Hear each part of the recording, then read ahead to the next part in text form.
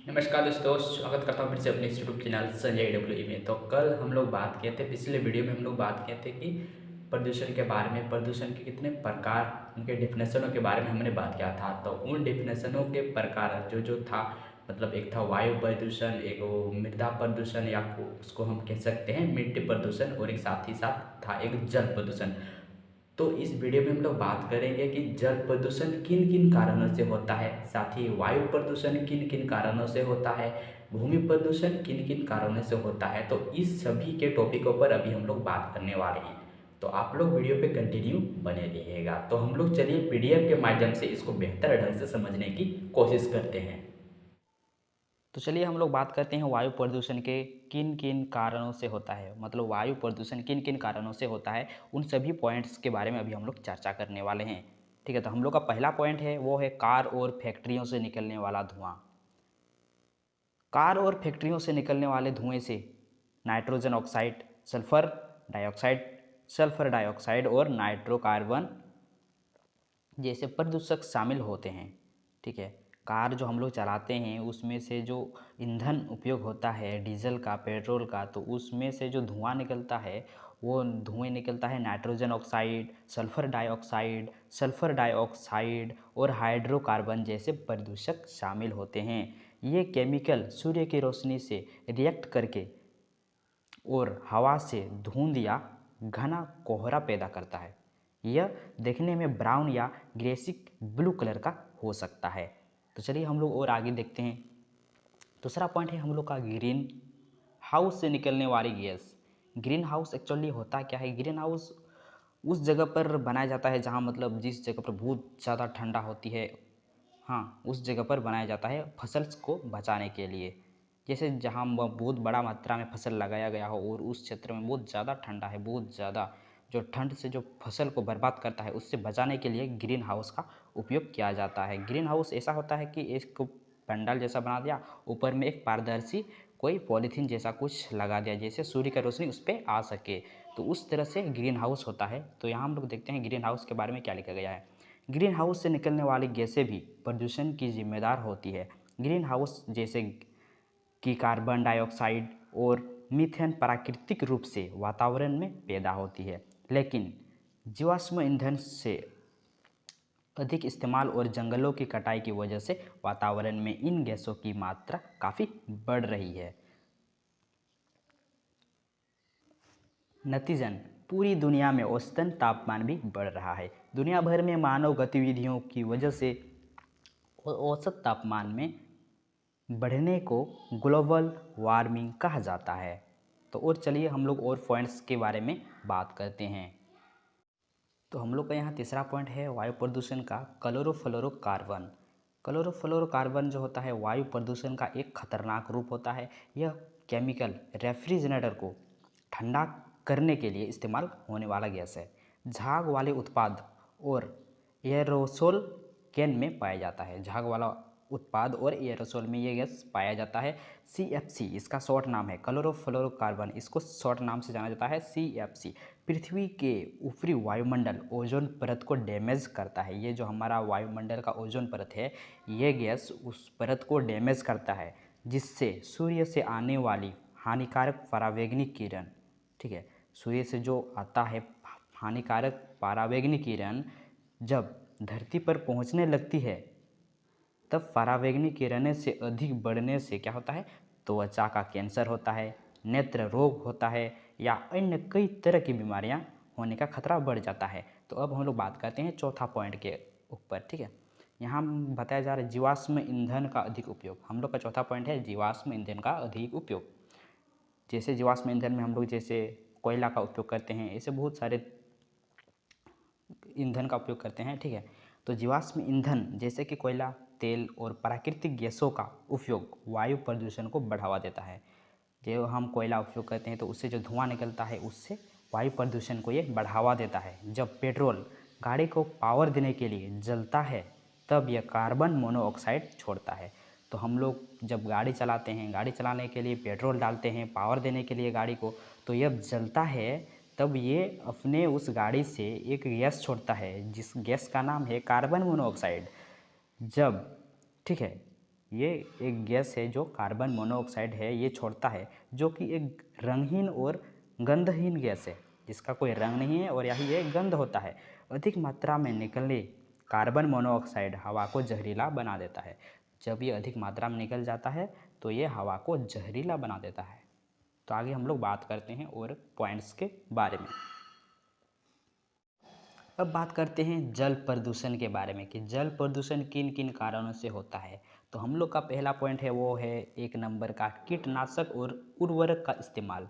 अधिकतर हम लोग क्या करते हैं, फसल को बचाने के लिए, कीट से बचाने के लिए हम लोग कीटनाशक का प्रयोग करते हैं। साथ ही साथ उर्वरक, जो अभी खाद का उपयोग करते हैं, उर्वरक अधिक से अधिक हम लोग अभी उपयोग कर रहे हैं उर्वरक का, खाद उर्वरक, ठीक है। तो इसके बारे में हम लोग थोड़ा जान लेते हैं। कीटनाशक और उर्वरक लैंडफिल और सेप्टिक सिस्टम से निकलने वाला कचरा भूगर्भ में मौजूद जल को प्रदूषित कर देता है। भूगर्भ में जल, ज़मीन के अंदर जो जल होता है उसको ये प्रदूषित कर देता है, जिसका इस्तेमाल इंसानों के लिए सुरक्षित नहीं है। ये जो हम लोग इस्तेमाल कर रहे हैं ये हम लोगों के लिए सुरक्षित नहीं है, ठीक है। भूगर्भ के जल में मौजूद इन प्रदूषकों को अलग करना या निकलना मुश्किल या असंभव होता है। ये जो भूगर्भ के जल में मौजूद इन प्रदूषक जो मिल जाता है, प्रदूषण हो जाता है भूमि के अंदर, ये इसको निकालना, ठीक है, मुश्किल या असंभव हो जाता है। साथ ही क्या होता है, साथ ही भूजल की सफाई करना बहुत ही महंगी प्रक्रिया है।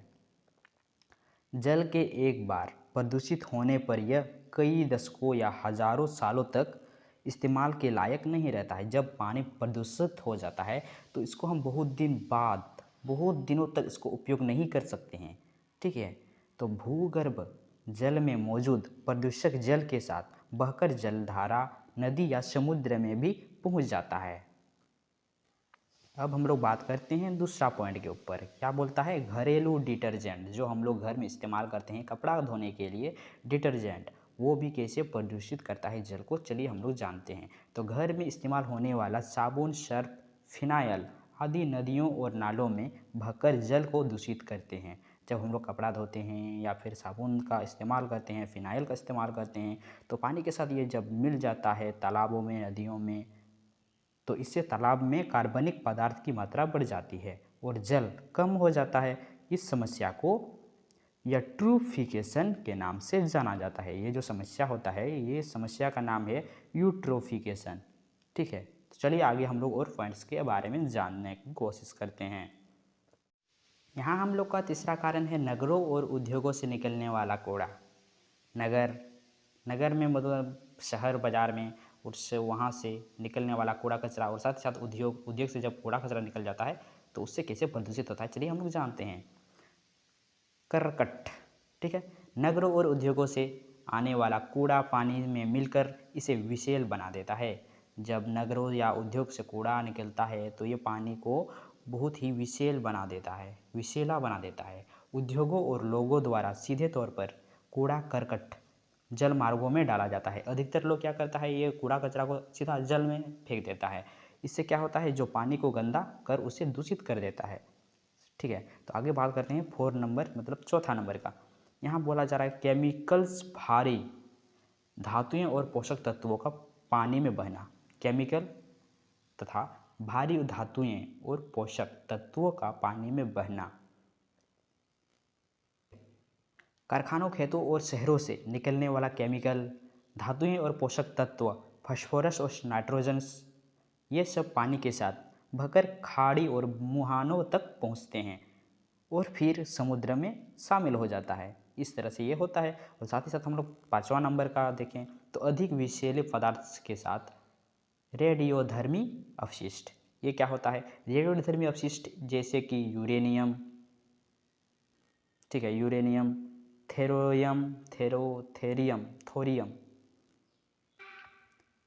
थोरियम और रेडॉन जल प्रदूषण के प्रमुख कारणों में शामिल है। ये अपशिष्ट माइनिंग गतिविधियों, बिजली संयंत्रों इत्यादि में उत्पन्न होते हैं। अब चौथा मतलब छठा के बारे में बात करते हैं। जल को शुद्ध करने वाला रसायन का अधिक उपयोग जब हम लोग जल को शुद्ध करने के लिए रसायन का उपयोग करते हैं, उससे भी जल प्रदूषित होता है। जल को शुद्ध करने वाला रसायन जैसे क्लोरीन डाइऑक्साइड इत्यादि का अधिक इस्तेमाल से भी जल को प्रदूषित होता है। अब हम लोग बात करते हैं भूमि प्रदूषण के कारण कि भूमि प्रदूषण जो होता है वो किन किन कारणों से होता है। तो यहाँ हम लोग पहला पॉइंट है हम लोग का घरेलू कूड़ा करकट। ठीक है, घर से निकलने वाला कूड़ा करकट या अपशिष्ट पदार्थ भूमि प्रदूषण का मुख्य कारण है। उदाहरण के लिए घरों से झाड़ू या सफाई के दौरान निकलने वाली धूल, कांच के टुकड़े, कांच की बोतलें या शीशियाँ, पॉलीथीन की थैलियाँ, प्लास्टिक के टुकड़े या डिब्बे, रद्दी, अधजली लकड़ी, राख और कोयले से सब भूमि को प्रदूषित करते हैं।